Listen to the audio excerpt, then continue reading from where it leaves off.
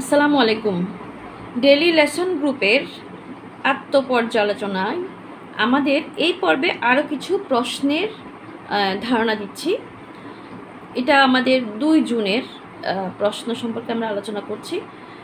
যেমন আমাদের প্রথম প্রশ্নটা ছিল টোকেন সিস্টেম কী এবং কিভাবে ব্যবহার করতে হয়।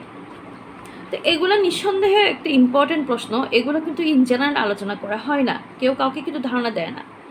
তাহলে এই ধরনের অনেকগুলো আনকমন কিছু কোয়েশ্চেন কিন্তু প্রয়োজনীয়, এগুলো কিন্তু এই গ্রুপের মধ্যে আমরা দিয়ে যাচ্ছি। একজন অটিস্টিক ব্যক্তির আক্রমণাত্মক আচরণ কিভাবে নিয়ন্ত্রণ করা যায়? হ্যাঁ, এটা আপনি অনেকভাবেই রিপ্লাই করতে পারবেন। আবার অনেক সময় সব রকমের সমাধান কিন্তু সব বাচ্চার জন্য কাজ করে না, তো মাঝে মাঝে সমাধান নতুন করে খুঁজে বের করতে হয়। এবিএ থেরাপিতে অ্যান্টাসিডেন্ট বিহেভিয়ার কনসিকুয়েন্স কি?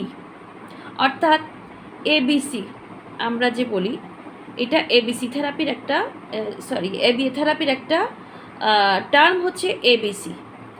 এই এবিসিকে বলা হয় হচ্ছে অ্যান্টাসিডেন্ট বিহেভিয়ার কনসিকুয়েন্স। তা এটা আসলে কি, আপনি কতটুকু জানেন এবিএ থেরাপির এই এবিসি দিয়ে?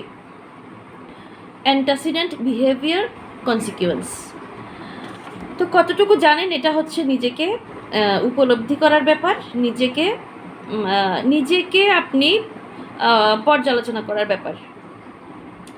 চাইল্ড লেড থেরাপি কি? চাইল্ড লেড থেরাপি কি সবসময় কার্যকর?